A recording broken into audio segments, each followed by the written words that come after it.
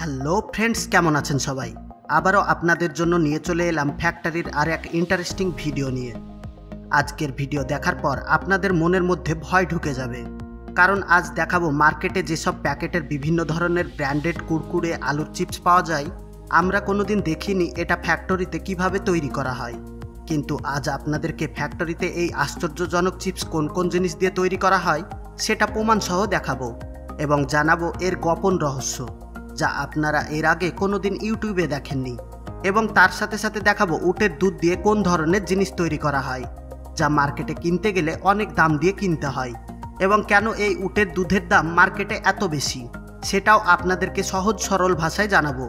তাছাড়া ছাগলের দুধের এমন একটা খাবার আজ আপনাদেরকে দেখাবো যা আপনারা এর আগে কোনোদিন দেখেননি, এবং এই খাবারটা খেতে কতটা সুস্বাদু সেটাও জানাবো।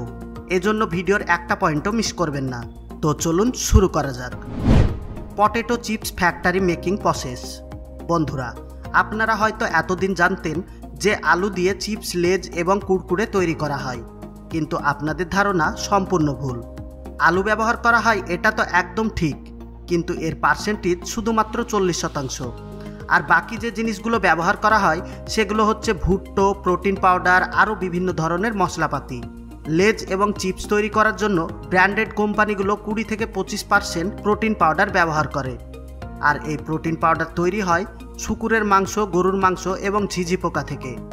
আমি জানি আপনাদের বিশ্বাস হচ্ছে না, তো চলুন আপনাদেরকে নিজ চোখে দেখিয়ে নিয়ে আসি।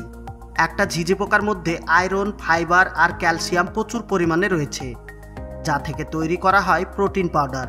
কিন্তু এই ঝিঝি পোকা পৃথিবীর সব জায়গায় আবাদ করা সম্ভব না, যার কারণে অনেক জায়গায় গরু এবং শূকরের মাংস থেকে এই প্রোটিন পাউডার সংগ্রহ করা হয়। মাংস থেকে প্রোটিন বের করা অনেক কঠিন একটা কাজ, কারণ 1 কেজি মাংসের মধ্যে অনেক ক্যালোরি পাওয়া যায়, কিন্তু 1 কেজি ঝিঝি পোকার মধ্যে ক্যালোরি অনেক কম থাকে, যার কারণে প্রোটিন পাউডার অনেক বেশি পাওয়া যায়। ইউএসের মতো দেশগুলোতে এই ঝিঝি পোকা থেকে প্রোটিন পাউডার তৈরি করা হয়, যা সব থেকে বেশি ব্যবহার করা হয় কেক তৈরি করার জন্য। কিন্তু আমাদের এখানে যে প্রোটিন পাউডার ব্যবহার করা হয় সেটা বেশিরভাগ গরুর মাংস আর শূকরের মাংস থেকে পাওয়া যায়। চলুন এবার দেখা যাক এর মেন প্রসেস। কুরকুরে তৈরি করার জন্য আলুকে সেদ্ধ করার পর আলুর পেস্ট তৈরি করা হয়, এবং ওর মধ্যে ভুট্টোর ময়দা, পাম অয়েল, প্রোটিন পাউডার এবং আরও বিভিন্ন মশলাপাতি দিয়ে একটা বড় মিক্সি মেশিনের মিক্সিং করা হয়। তারপর ওটাকে গরম করা হয়, যার ফলে হলুদ কালারের একটা পেস্ট তৈরি হয়ে যায়। তারপর এই পেস্ট মেশিনের একটা ছাঁচের উপর ঢেলে ফেলা হয়, যেখান থেকে এইরকম ছোট ছোট হয়ে পিচ পিচ হয়ে বাইরে বেরিয়ে আসে। তারপর এগুলোকে কনভার বেল্টের মাধ্যমে পাঠিয়ে দেওয়া হয় আর একটা সেকশনে, যেখানে এগুলোকে গরম তেলের উপর ঢেলে ফেলা হয়। তারপর যখন ভাজা কমপ্লিট হয়ে যায় তখন সামনের আর একটা অংশে ঝাল, লবণ এবং আরও বিভিন্ন ধরনের মশলাপাতি ঢেলে ফেলা হয়, এবং সেখানে থাকা রোলিং মেশিন এই কুরকুরের উপরে মশলাপাতিগুলোকে মেখে দেয়। তারপর চলে যায় প্যাকেজিং সেকশনে,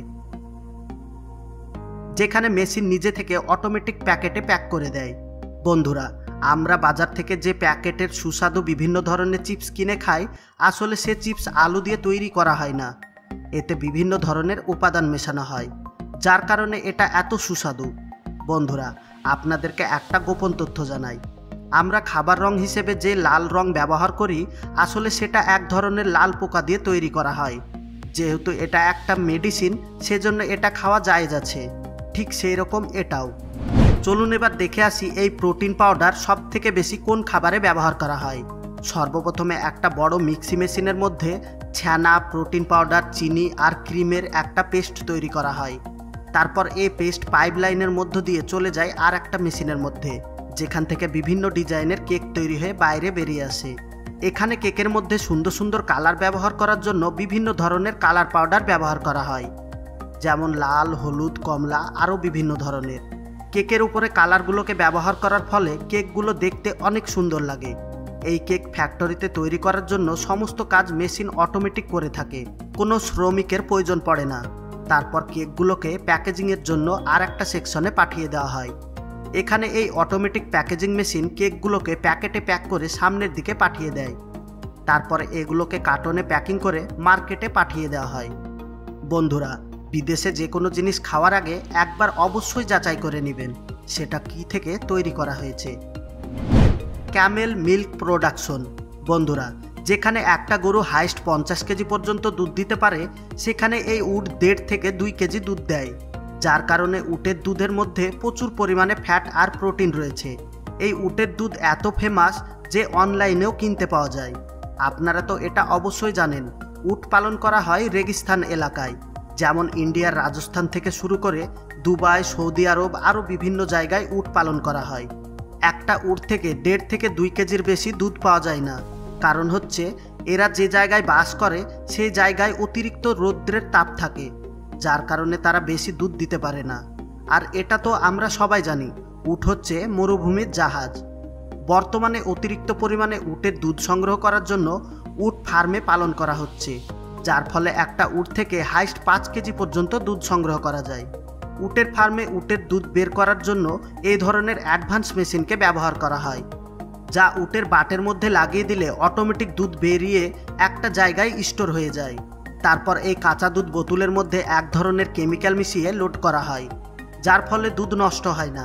এই দুধের কোটোগুলো বেশিরভাগ অনলাইনে বিক্রি করা হয়, কারণ এই দুধ পৃথিবীর প্রত্যেকটা জায়গায় আপনি কিনতে পাবেন। ভারতের অ্যামাজন এবং ফ্লিপকার্টে ক্যামেল মিল্ক লিখে সার্চ করলে এই দুধ পাওয়া যায়। তাছাড়া এই দুধের বাটার এবং ক্রিম তৈরি করা হয়, যেগুলো ফ্যাক্টরিতে কোটোতে এইভাবে সিল প্যাক করে মার্কেটে পাঠিয়ে দেওয়া হয়। এই উটের দুধ দিয়ে এত সুন্দর সুন্দর খাবার তৈরি হয় যা আপনি কল্পনাও করতে পারবেন না। চলুন এবার দেখে আসি ছাগলের দুধ দিয়ে কোন ধরনের স্পেশাল খাবার তৈরি করা হয়। ছাগলের দুধ দিয়ে ফ্যাক্টরিতে অতিরিক্ত পরিমাণে খাবার তৈরি করার জন্য ছাগলগুলোকে একটা ফার্মে পালন করা হয়, যার ফলে একসঙ্গে কয়েক হাজার লিটার ছাগলের দুধ সংগ্রহ করা যায়। ছাগলের দুধ বের করার জন্য সেম একই ধরনের মেশিন ব্যবহার করা হয়। তারপর এই দুধ একটা কন্টেনারে লোড করা হয়, যেখানে এই দুধ থেকে ছানা তৈরি করা হয়। তারপর এই ছানাকে আরেকটা মেশিনের মধ্যে দিয়ে দেওয়া হয়, যেখানে এটাকে অনেকক্ষণ ধরে ঘুরতে থাকে, যার ফলে এটা চ্যাটচেটে আঠালো হয়ে যায়। এবার এগুলোকে হাত দিয়ে একটা ফুটবলের শেপ দেওয়া হয়, যা দেখতে একদম বেলুনের মতো লাগে। এইভাবে শেপ দেওয়ার পর একটা দড়ি দিয়ে বেঁধে ফেলা হয়। দড়ি দিয়ে এইভাবে সবগুলোকে বাঁধার কারণ হচ্ছে এগুলোকে বেঁধে ঝুলিয়ে রাখার জন্য। এইভাবে এগুলোকে 10 থেকে 15 দিন ঝুলিয়ে রাখা হয়, যার ফলে এর উপরে কালো হালকা হালকা ছাতা ধরে যায় আর ঘর থেকে বিকট গন্ধ বের হয়, কিন্তু তার সত্ত্বেও খাবারটা অত্যন্ত সুস্বাদু। এরপর এগুলোকে পানি দিয়ে ভালো করে ধুয়ে ফেলা হয়। তারপর পাঠিয়ে দেওয়া হয় মিষ্টির দোকানে, যা দিয়ে বিভিন্ন ধরনের মিষ্টি খাবার তৈরি করা হয়। আর বন্ধুরা, সব লাস্টে জরুরি কথা, আমরা যেন এর থেকে আরও সুন্দর সুন্দর ভিডিও বানাতে পারি, এজন্য ভিডিওতে লাইক দিয়ে বন্ধুদের সঙ্গে শেয়ার করুন। আর আপনি যদি আমাদের চ্যানেলে নতুন হয়ে থাকেন, তাহলে চ্যানেলটাকে সাবস্ক্রাইব করে অল নোটিফিকেশন সিলেক্ট করুন, যাতে আমাদের চ্যানেলে ভিডিও আপলোড করার সঙ্গে সঙ্গে আপনি সবার আগে দেখতে পান। ভিডিও দেখার জন্য ধন্যবাদ।